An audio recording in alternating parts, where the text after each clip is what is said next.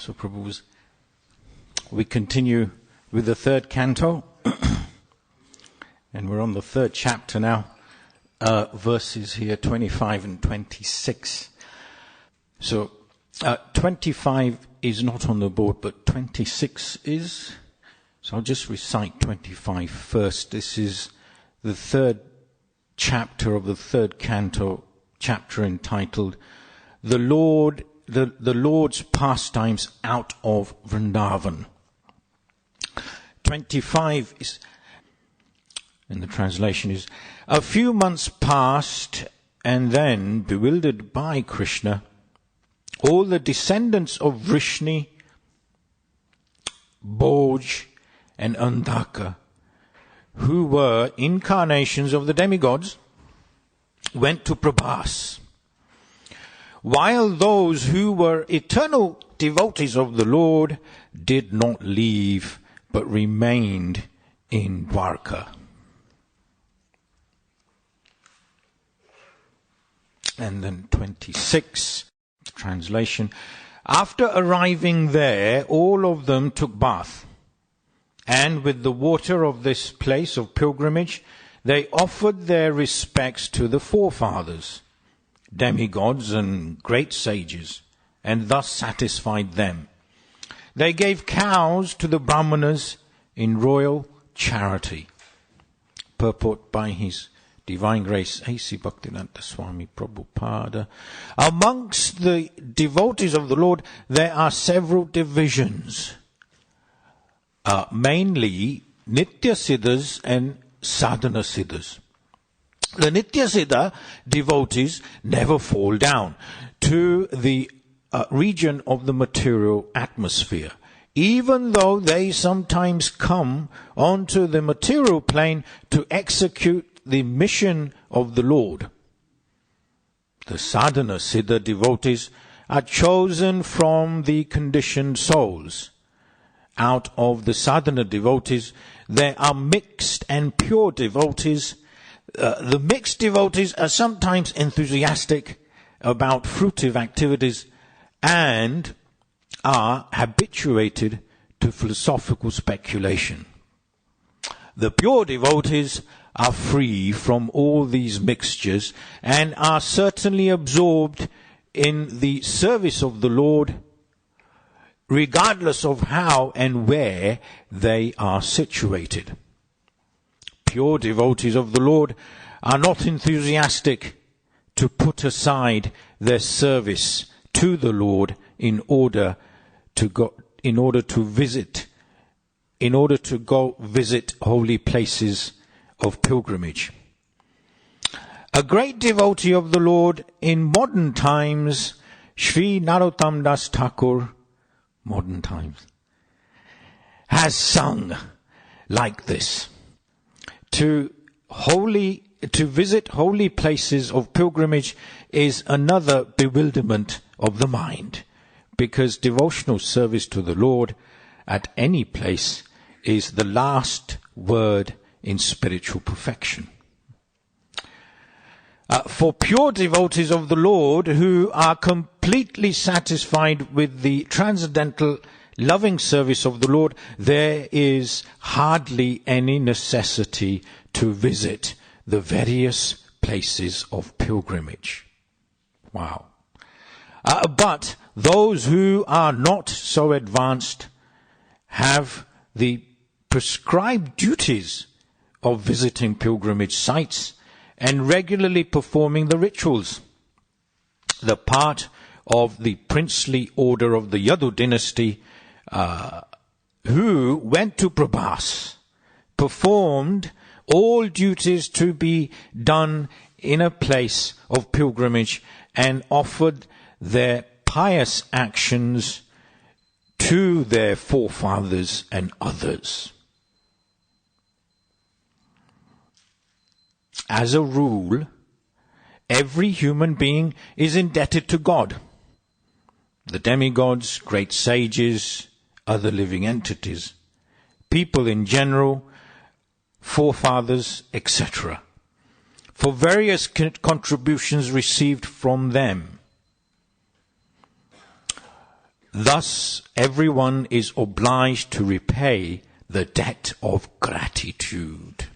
The Yadus went to the Prabhas pilgrimage site, performed their duties by distributing land, gold, and well-nourished cows in royal charity, as described in the following verse. The translation once again, kindly do repeat. After arriving there, all of them took bath, and with the water of this place of pilgrimage, they offered their respects to the forefathers, demigods and great sages, and thus satisfied them. They gave cows to the Brahmanas in royal charity. Jai Om Jnanatimirandasya Jnananjana Shalaka Chakshuran Militam Yaina Tasmai Shri Guruve Namaha. Namo Om Vishnu Padaya Krishna Pastarya Bhutale Shri Mate Bhakti Charu Swami Tinamine Shringaja Chetaha Srupaneta Vagdinam Chara Supatam Prabhupada Prana Naimi Bhakti Charupadam. Namo Om Vishnu Padaya Krishna Pastarya Bhutale Shri Mate Bhakti Vedanta Swami Nitinamine Namaste Saraswati Deve Gauravani Pracharine Nirvishesha Shunyavadi Paschaste Satarine. Jai Shri Krishna Chaitanya Prabhu Nitananda Shri Advaita Gadadhar Shivasati Gaura Bhakta Vrinda. Hare Krishna Krishna Krishna Hare Hare Hare Rama Rama Rama Hare Hare Bancha Kalpatrubhasya Kripa Sindhubhaya Vacha Patitanam Bhavanebhyo Vaishnavebhyo Namo Namaha Vaishnavebhyo Namo Namaha. Prabhus, I seek the blessings and mercy of all the assembled and unassembled devotees, so that I may say something of significance and something meaningful.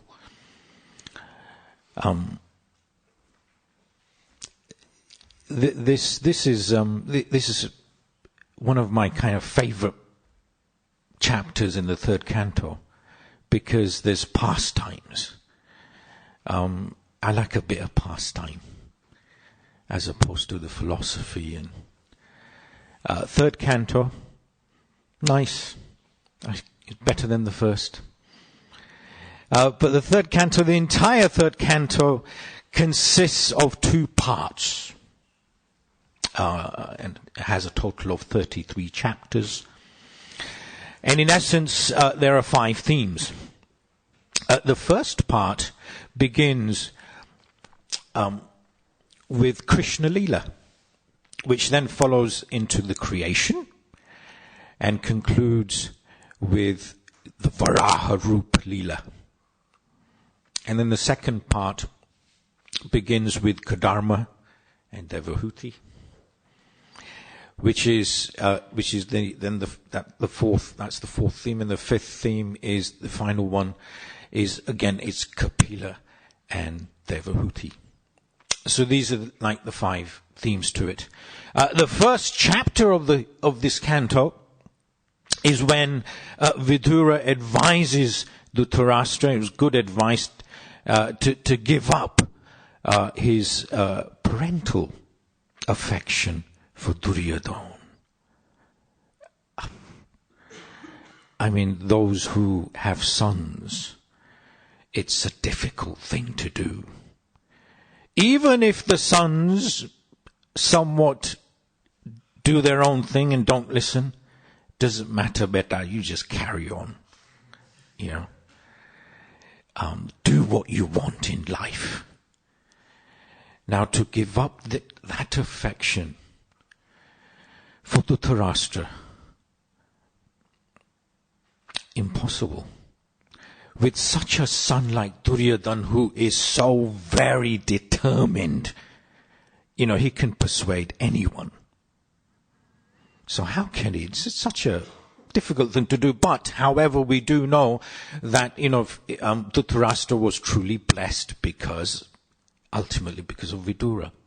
Vidura pulls him out of everything. And of course, unfortunately, Vidura is insulted by Kali personified Duryodhana, and Vidura takes this as a blessing. Now, if I was insulted by a nephew of mine, I wouldn't particularly take it as a blessing. I'd be very upset. I probably wouldn't have the courage to leave the house. I'd try and get him out of the house, but then, you can't do that when you have someone like Duryodhana. So you'd have to put up with it. You'd have to tolerate and really put up with all the nonsense that goes on. And of course, Vidura goes off on pilgrimage. He meets Uddhava, and he asks him to describe the glories of Lord Sri Krishna. And the chapter, the first chapter has 45 verses. In the second chapter, Uddhava becomes ecstatic, describing Krishna's pastimes in Vrindavan. Who wouldn't? He says, who is more merciful than Krishna? Who gave the demon Putana the position of his mother? Who would do that? Although she came to kill him, a mother who comes to kill him, and yet Krishna is so exceptionally merciful and treats her like a mother. So Vidura was quite, very happy in hearing that. So now in the third chapter, summarized that after leaving Vrindavan, Krishna marries thousands of queens. I mean, can you imagine the Lord doing that? It's quite unique. Beginning with naturally Rukmini, and by expanding himself, he simultaneously somehow lives with all 16,108 queens in Dwarka altogether. This third chapter has 28 verses, and the first 3 verses, 1, 2, 3, is really Kans is killed by Krishna and Balaram. Verses 4 to 7, Rukmini swept away by the Lord. 8 and 9 verses, Krishna marries the kidnapped princesses. From 10 to 13, Krishna exhibits the powers of his devotees. Interesting theme there. Text 14, the great burden of the earth abated. And then from 15 to 17, the Yadus quarrel among themselves. From 18 to 20, horse sacrifice performed by Maharaj Yudhishthir. And then 21 to 25, Krishna enjoys conjugal love. And then finally, from 26 to 28, so we're in this part, the Yadus visit places of pilgrimage. So these current verses are indicating the final pastimes of the Lord and the Yadus. And hence, to know more, we have to look at the 11th canto. I was just reading the verses of the 11th canto. And the first chapter gives us detail on the curse upon the Yadu dynasty, and hence this is what's been described. And the 6th chapter is all about the Yadu dynasty retires to Prabhas. So that's been kind of given. And indeed, Prabhus, the Yadus had become an absolute burden on the planet. That's kind of difficult for me to understand. How can the Yadus become a burden? Prabhupada mentions that there are trillions and trillions upon trillions of Yadus at the peak. And at one point, it's mentioned, Prabhupada mentioned that 38.2 million teachers teaching the kids. I mean, that's more than half the population of the UK. That's just the teachers. So you can imagine, how many there were. It was 16,108 times 10, 160,000 children, just sons. And then obviously there's daughters of the Lord. Each queen gives the Lord one daughter. The chief being Jarumati. Jarumati is married to Kritavarma. Kritavarma is always protected. Why? Because he's the son-in-law, he's the Jamai Raja. You don't do anything with the Jamai, the son-in-law. Rukmini instructs the Lord, when in battle, make sure he's protected. And hence he survives. Some 640 million entities come to an end. Some 5.76 million Kshatriyas come to an end. 11 survive, and Kritavarma is one of them. Because he's fully protected. Anyway, here the description is given of the retirement. And the Lord has to make an arrangement. And if you can imagine, how the heck is Krishna going to make an arrangement to get rid of all of them? Like after 7 days of the curse, they somehow are annihilated.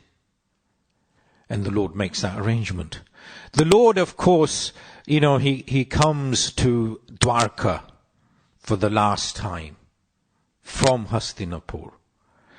And he enters the palace of Rukmini. And generally, the Lord goes and sees Satyabhama. She's not the princess. I mean, she's queen number 4, but, he should really enter Rukmini's palace.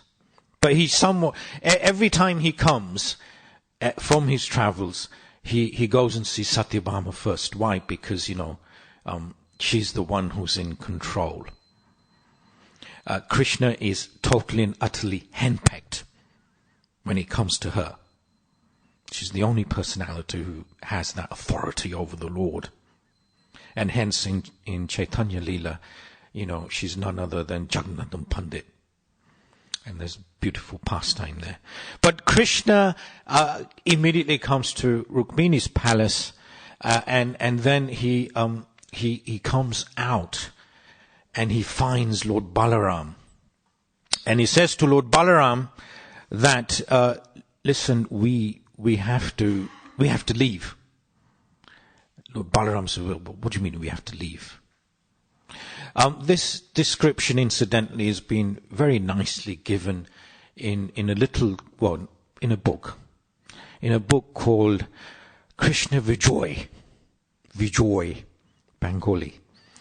Compiled or written by Gunjaraj Khan in 1473, prior to the advent of the Lord, and it's written in somewhat simple Bengali language.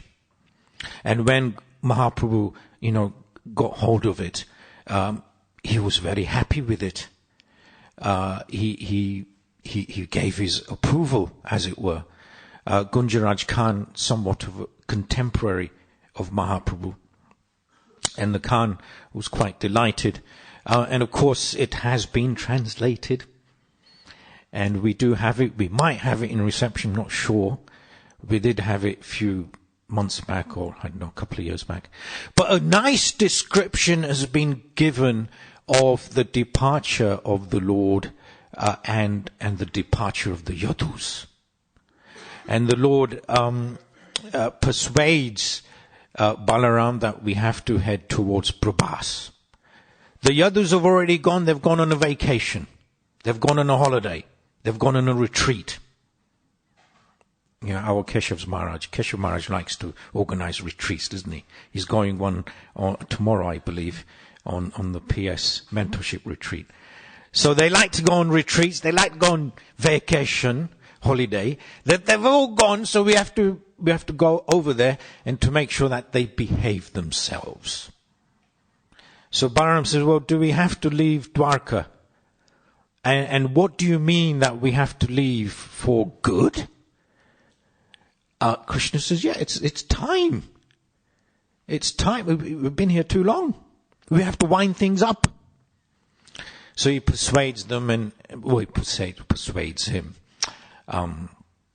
Rukmini Devi is fully aware. We know that from the introduction of the Chaitanya Mangal. And she's in tears, because she knows that things are coming to an end.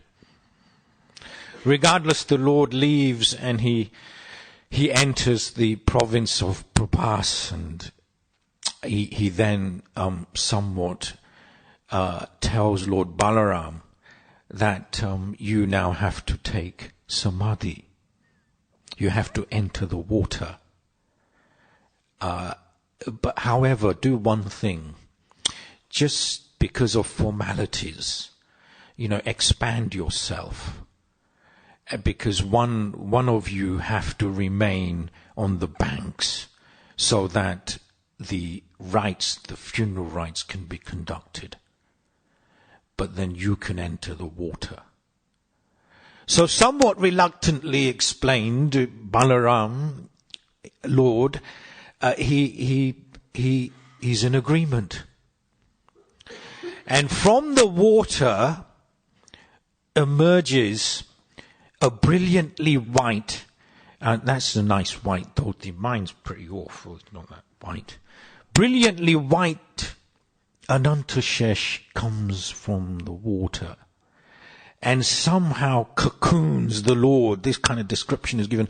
Cocoons the Lord gets inside, and then the Anantashesh then enters the water.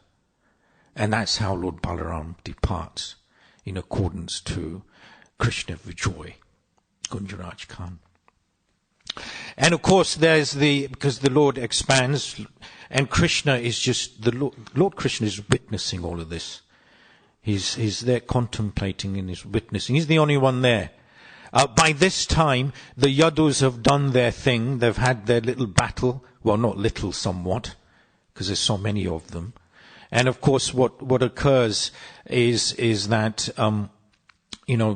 Shamba, 7 days prior, you all would know, 7 days prior, the boys are playing in jest, and they disturb the sages. There's the iron ball. Shamba is dressed as a Mataji, and ask the sages, what's it going to be, a boy or a girl? The sages get upset, and hence the curse is there. Jai Shri Shri Radha Goklananda ki Jai, Shri Sitaram Lakshman Hanuman ki Jai, Gonitai Bhagwan ki Jai, Jagat Guru Srila Prabhupada ki Jai. And as a result, when you've got someone like Durvasa Muni there, you don't mess around. The dynasty is cursed, and it's mentioned in 7 days your dynasty will come to an end. And hence, in absolute fear, the boys run to Maharaj Ugrasena.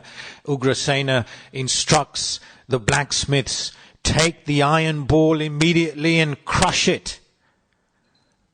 And of course they attempt to crush it, they make powder out of it.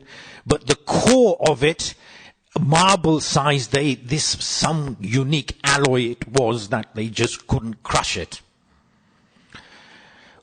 The king himself, now this king, Ugrasena, has billions upon billions of servants. And yet he himself takes the ash, as it were, the powder stuff with the blinking marble, and he personally tosses it into the ocean because he's so worried. He just couldn't let anyone else do it. Everything else is done by others. His nails are cut by others. His socks are put on by others. Of course, probably didn't have socks, but anyway. His dhoti is put on by others. And yet, this particular type of task, he could not have anyone else doing this. Not even Krishna or Balaram. He himself goes and scatters the ashes, as it were. And of course, what happens is naturally the fish swallows the marble. The ashes of this alloy, as it were, it washes upon the shores of Prabhas. And along, the beach, anyone been to the beach lately? I haven't. I mean, the best beach in the entire universe is in Jagannath Puri. Who's been to Jagannath Puri? Wow. Yeah, of course. Who hasn't been? Oh, you've got to go. You've got to swim in that ocean. The Lord did it 3 times a day, if not more. But anyway, the Prabhas, the beach is there. And immediately, within no time, the ashes get swept up in, and then immediately, from these ash, as it were, iron rods come up, 8 foot tall, if not taller, and iron, can you imagine, cast iron? I mean, of course, if that was available during World War II, and it was in Britain, let's say the beaches on Brighton, we would have won the war immediately. There wouldn't have been any issue of the Battle of Britain, because you've got so much iron. You could build tanks, you could build absolutely anything from aircrafts to, ships. We have an aeronautical engineer over there.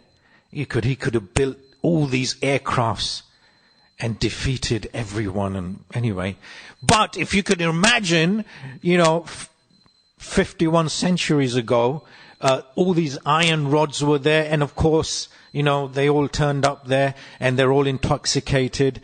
Kritavarma, Salva, main personalities there. Everyone then plucks out this rod, literally, 8 feet, each 8 feet, and there's thousands upon thousands of them.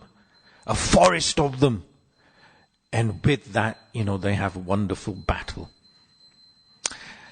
So all this has happened, and the Yadus lie there. They have left, but their bodies lie there. And Krishna is somewhat contemplating.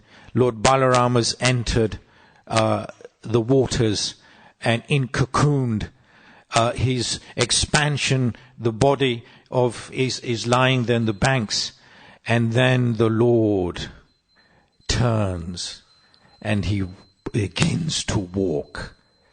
Just prior to that happening, Daruka appears. Daruka is the charioteer, and he appears, and he's alarmed. Actually, he comes off of his chariot. And he says to the Lord, what's happening? It's like World War IV. What's going on? Forget World War III. This is what's going on. Is the world coming to an end? Is it, annihilation time? And the Lord gives him brief instructions. Of course, Daruka's position is truly, truly amazingly unique. What to speak of his position, but his son's position. His son is the charioteer of the son of Krishna, Pradyumna. Daruka's grandson is the charioteer of Abhimanyu. Aniruddha. Aniruddha's grandson, son of Pradyumna. So it's the parampara, and so, a unique position. And he's waiting for instruction. And the Lord says, look, go back to Dwarka. Bring back Arjuna. Daruka says, but my Lord, Arjuna is not in Dwarka, he's in Hastinapur. Why would he be in Dwarka? And the Lord says, no, by the time you get to Dwarka, Arjuna is going to be there. Bring him here because he has to perform the Antim Kriya, the funeral rites of all the Yadus. And the women can come. And so, of course, Daruka then pays his pranams for the final time. And he gets on his chariot and off he goes. He wanders off, and the Lord then truly mystically starts in a very casual manner walking. And of course he gets to a tree. He then begins to lie down on the tree, the branch. He has his hands like this, leans back, and he brings out his right leg with the left folded in. It's a very, nice posture of the Lord, and you may see him now and again. And his right leg, he kind of dangles. And the leg then stops because, it's inauspicious to dangle the leg. When we were children, we dangle, and parents would say, don't do that. It's not good. So the Lord then stops, but from a distance, Jara, the hunter, who has caught the fish, and this fish has naturally, swallowed the marble, cuts the belly, gets this marble out. It's pure solid iron. Jara manages to, he was quite ecstatic, having this wonderful, metal, and he shapes it. He must be a bit of a blacksmith. Shapes it like a, spearhead, and puts this on his arrow. And with that arrow he shoots, thinking that the Lord's right leg, as it were, is an ear of a deer. This is what's been explained, an ear of a deer. Of course, we know that arrow then hits the right Achilles of the Lord, and hence the right Achilles of a body is the weakest point of the body. You shoot the Achilles, the body will just collapse. So the Achilles is such an important, tendon here. And so that's what happens, and the arrow goes through. Jara runs because he's thinking he's caught something really nice. Of course, he runs there and he sees it's the Lord. He's actually bewildered. He's just mesmerized. He pays his dandavats. He somewhat is a pure devotee at that point. And he says to the Lord, why me? Why am I being chosen for this? Why me? And the Lord then explains, hang on a second, don't worry about it, mate. There's a reason. And the Lord says, look, in the previous, in my previous avatar, in Treta Yuga, I was Lord Ramchandra. And in order to, have a duel with Bali, the Varna, it's appropriate etiquette. Actually, it's appropriate etiquette that if one wants to have a duel with another individual, then that individual both of them actually have to seek the permission of the sun. So if someone wants to have a duel with me, hopefully not, because I'm not in any position to have any duel, they'll have to seek the permission of my son, and if the son grants permission, then the duel can take place. So similarly, the Lord went to Angada. Of course, Angada biologically is the son of Sugriv. Sugriv being the younger brother of Bali. But because Angada was raised in one sense by Bali Raja,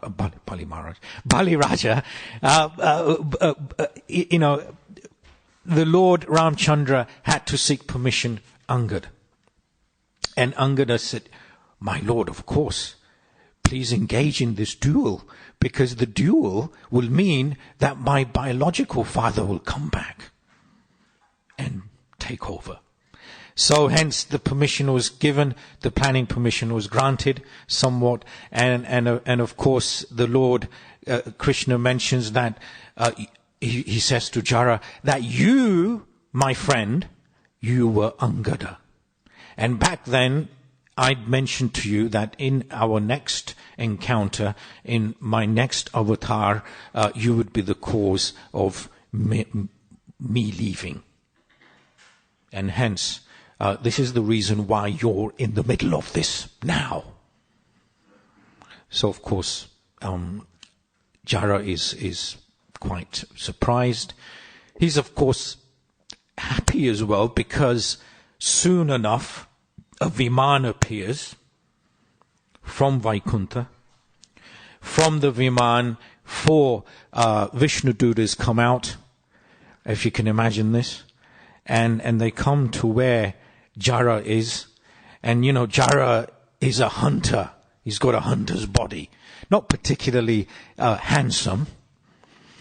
But they escort him up onto the Viman. Halfway getting on board, Jara's entire identity changes, because he's with the Vishnu Dutas, and his entire body is somewhat transformed, and he has the 4-armed Narayan form, and they enter, and the whole thing then closes, and off they go.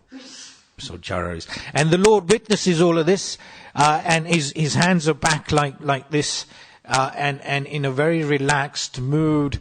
I'm not quite sure what kind of happens to the arrow, but then the description is given. Then his transcendental body then is somewhat lifts, and he enters all the realms, the 14 planetary systems, and then everyone on those planetary systems, even in the nether regions, even in the subterranean regions, those who are fortunate take darshan of the Lord, and then the Lord then gradually goes and he leaves, and that's the departure. And that description is truly nicely given, so well given in the Krishna Vijoy. Prabhu's, I wanted to go on and on, but I got carried away. I thought to myself I would describe that very quickly. Of course, in the purport of verse 26, there is the mention of the Nitya Siddhas and the Sadhana Siddhas, and in accordance to the nectar of devotion, persons who have achieved eternal blissful life exactly on the level of Sri Krishna, and who are able to attract the Lord by their transcendental loving service, are called eternally perfect. The technical name is Nitya Siddha. So the description of both are given in the nectar of devotion. Nectar of devotion, exceptionally important to all of us. I only pick it up when I have to give class, which is a bit of a pity. But our manual, and so a lot can be said about that. But unfortunately, my time is coming to an end. I wanted to mention that, of course, the pilgrimage description has been given here towards the end of the purport, on the 26th purport. And pilgrimage, so much can be said. But to end with, next week we have the appearance of Lord Advaita, and the week after, on the 21st, we have the appearance of Lord Nityananda. And so, even coming here and being here, we are somewhat on holy ground. We're in pilgrimage.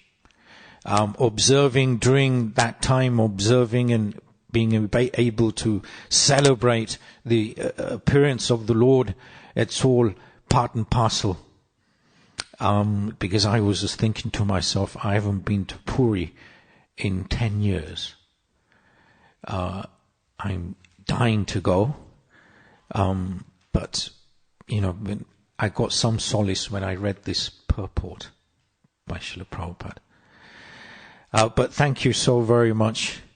Grantaraj Srimad Bhagavatam ki jai.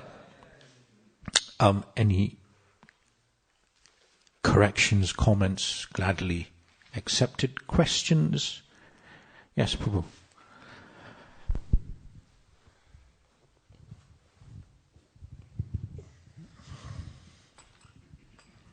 Thank you very much, Prabhu. I'm just wondering, in the verse 25, it describes that those who are incarnations of demigods went to Bhavas, but the eternal devotees stayed in Dwarka.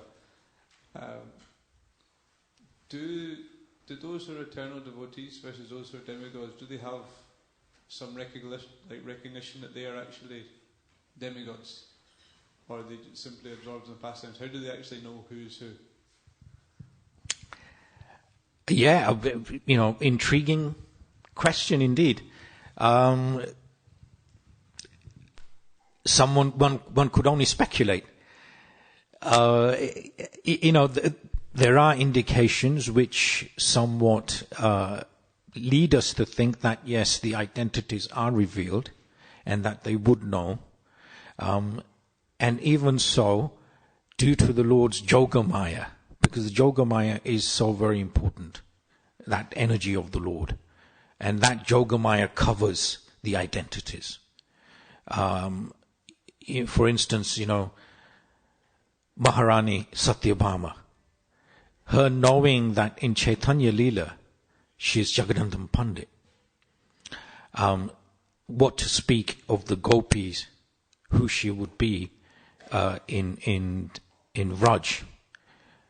Sometimes, Vishaka, Lalita, all these are the gopis, and they appear again in New Dwarka. Mathura turns up in New Dwarka. So like that, it's, sometimes it's there, sometimes it's not. It's immediately taken away as well. The Lord's Yogamaya. For instance, the parents of the Lord, they're the parents, but sometimes they're also not the parents. That relationship has been taken. And they see him as the Supreme Personality of Godhead. When the Lord himself appeared, Vasudev Devaki, immediately the Lord from the baby form, the Narayan form. So, this is the God. This is the Lord. So the prayers are there. And these are the parents. But then, of course, the Lord goes back and he's a baby again, and hence they become parents again. So it's intriguing. Very intriguing. Unique. Very personal, I would say. Very personal. Thank you. Yes, Paramakruna Prabhu.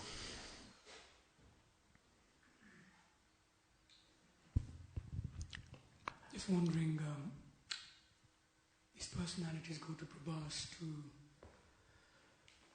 offer respects to forefathers, engage in rituals. They also worship demigods. So practically, what does that mean for us? Are devotees meant to do something when they go to holy places to respect the demigods or forefathers?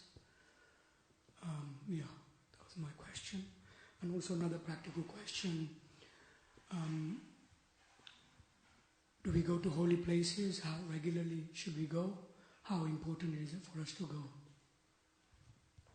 Yeah, such relevant questions. I have come across Prabhupada mentioning that, every year or two we should go on pilgrimage because it would boost our batteries, as it were. So the more regular, the better. It's just practicality. So yes, we need to experience yatras, and hence devotees do that yearly, bi-yearly. The more, the better. In that sense. And what was the first one? Oh, yes, right, yeah. Well, Gauranga Mahaprabhu, after the departure of Jagannath Mishra, goes to Gaya, and he performs the rituals. In every, most of our kind of rituals are Bengali based because, our founder Acharya is Bengali. The lineage is Bengali. So the tradition is there very much in Bengali custom. And of course, respects to the forefathers are there. Prabhupada was very, very careful of even not worshipping Mahadev, Lord Shiva. And just recently, was listening to Shuddhi Dhamma Prabhu in the car. I got this CD with all his. Now that Prabhu has done something very nice for me, seldom he does, but he's given me a couple of CDs. It'll be very merciful. So I've got on one CD 41 lectures, and just the other day, he was saying that Prabhupada had come to, with some disciples and devotees of his, come to a temple of Lord Shiva, and of course, Srila Prabhupada paid obeisance and somewhat worshipped. And when they came out, I can't remember which temple it was, because, you're kind of driving and listening as well. But when they came out, the devotees asked him that, do we worship Lord Shiva? And of course, Srila Prabhupada said, he's Param Vaishnav.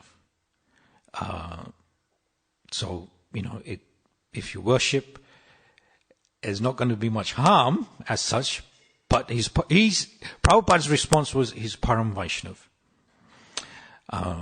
I'd go to the extent of worshipping the lotus feet of all the devotees, worship, and of course in the same lecture, Shruti Prabhu mentions that it's always good to be at the back of the temple room, and in the middle are the devotees, and over there is the Lord.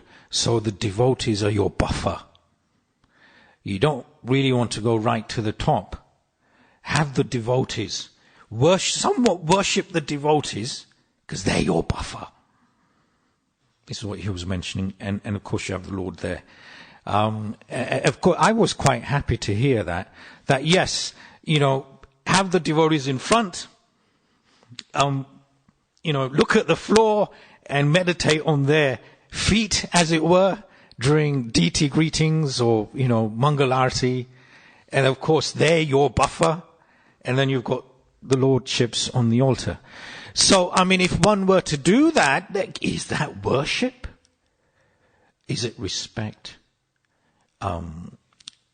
When I was a wee young bhakta, which I still am, we were instructed that every day you must pay obeisance at least 3 times to a devotee. And on one occasion, I didn't pay my obeisance to a sannyasi. Well, I did actually, but he didn't see that. And I was truly reprimanded. I was trying to tell him that, Maharaj, I paid obeisance, but it was at a distance when I saw you. Again, coming back to, sorry, I don't want to go off on a tangent. Coming back, in the ritualistic aspect of life is there, whether it's the spiritual life, whether we lead the so-called mundane life, but the duties are there. The gopis themselves, they somewhat worship, Maharani Katyani. And why do they worship? Because they want the Lord as their husband. So why does, Jyotila allow Srimati Radharani to go to the banks of the Jamuna and worship Surya Narayan, the sun god? Because, that's protection for her, lineage, her family, her, forefathers, etc. So she allows Srimati Radharani to do that because that's custom. That's tradition, that's culture. That's very much there. But having said all of that, especially to the neophyte devotees, Krishna is the Supreme Personality of Godhead.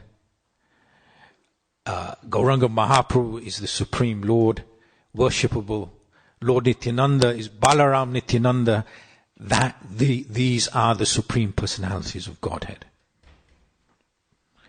And they are worshipable. Full stop. Of course, I would like to worship Lord Shiva. I wish I was a devotee of Lord Shiva. A few moons back, giving class here on Shivratri Day, and I had such a wonderful time. Mother Kalanganath, after the class, during the class, I can't remember, she says to me, were you a devotee of Lord Shiva before you came to ISKCON? And my response was, well, Mum, I wish I was, Mum, but I wasn't, unfortunately. But, anyway, thank you so much, Prabhu. Your breakfast getting somewhat cold. We're almost 8:45. Grantaraj Srimad Bhagavatam ki jai.